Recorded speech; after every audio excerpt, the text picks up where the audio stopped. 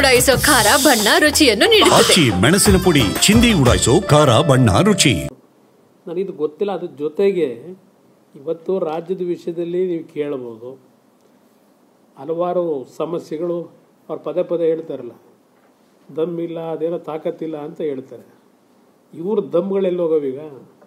ನಮ್ಮ ದಮ್ ಆಮೇಲೆ ನೋಡೋಣಂತೆ, ದಮ್ಮು ತಾಕತ್ತು ಇಲ್ಲ. ಬಟ್ ಇವ್ರೇನು ಮಾಡ್ತಾವ್ರೆ? ಪಾದಯಾತ್ರೆ ಮಾಡ್ಕೊಂಬಂದ್ರು. ನಾವೇನು ಪಾದಯಾತ್ರೆ ಮಾಡಿದ್ವ?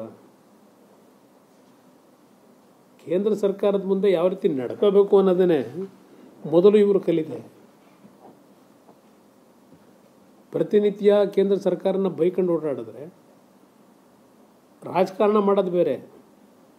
ರಾಜ್ಯದ ಅಭಿವೃದ್ಧಿ ಬಂದಾಗ ಯಾವ ರೀತಿ ನಾವು ಕೇಂದ್ರ ಸರ್ಕಾರದ ಜೊತೆ ಹೊಂದಾಣಿಕೆ ಮಾಡ್ಕೋಬೇಕು ಅನ್ನೋ ಒಂದು ಸಣ್ಣ ಕನಿಷ್ಠ ಒಂದು ಅವರಲ್ಲಿ ಸೌಜನ್ಯ ಬೇಡವಾ? ಡಿ ಕೆ ಶಿವಕುಮಾರ್ ಅವರು ಪದೇ ಪದೇ ಈ ವಿಚಾರ ಹೇಳಿದ್ದಾರೆ. ಹಲವಾರು ಸಂದರ್ಭ, ಮೇಕೆದಾಟು ವಿಚಾರ ಇರ್ಬೋದು, ಮೊನ್ನೆ ಮಹಾರಾಷ್ಟ್ರದವರು ಪುನಃ ಇದು ತಕರಾರು ತೆಗೆದಿರೋದು ಈಗಿರ್ಬೋದು. ಅಂದ್ರೆ ಕೇಂದ್ರ ಸಚಿವರುಗಳು ಕರ್ನಾಟಕ ನಿಮಿಷ ಮಾತಾಡ್ತಿಲ್ಲ, ಎಂಪಿಗಳು ಮಾತಾಡ್ತಿಲ್ಲ. ಅದ್ರ ಜೊತೆಗೆ ಪರಿಹಾರ ಅಂತ ಬಂದಾಗ ನಮ್ಮ ಪರವಾಗಿ ಅವ್ರು ಲಾಬಿ ಮಾಡ್ತಾ ಇಲ್ಲ ಅನ್ನೋ ಅರ್ಥದಲ್ಲಿ ಮಾತಾಡಿದ್ದಾರೆ. ಯಾವ ಥರ ಲಾಬಿ ಮಾಡಬೇಕು? ಅವರು ದಿನ ಪ್ರಧಾನಮಂತ್ರಿಗಳನ್ನ ಬೈತಾ ಇರಬೇಕು, ಕೇಂದ್ರ ಸರ್ಕಾರನ ಬೈತಾ ಇರಬೇಕು, ನಾವಿಲ್ಲಿ ಲಾಬಿ ಮಾಡಬೇಕು ಅವರಿಗೆ?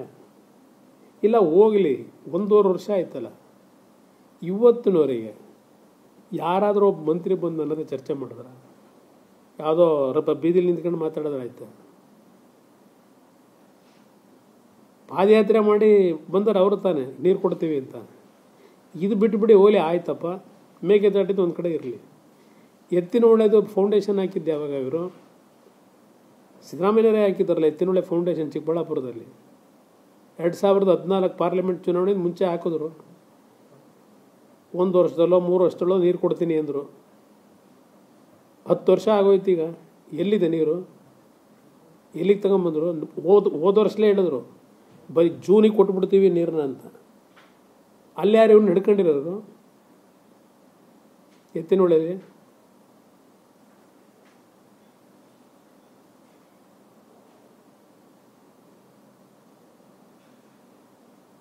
ಇದರಿಂದ ಇಲ್ಲಿ ಈ ಸರ್ಕಾರಕ್ಕೆ ಈಗಲೂ ಹೇಳ್ತೇನೆ, ಯಾವ ರೀತಿ ಕೇಂದ್ರ ಸರ್ಕಾರ ಜೊತೆ ಸಂಬಂಧ ಇಟ್ಕೋಬೇಕು ಅದು ಇಟ್ಕೊಂಡು ಕೆಲಸ ಮಾಡಿ.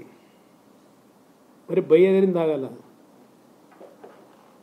ನಮ್ಮ ದಮ್ಮು ನಮ್ಮ ತಾಕತ್ತು ತೋರ್ಸೋಕೆ ನಾವಿಲ್ಲಿ ಬಂದಿಲ್ಲ ಇಲ್ಲಿ.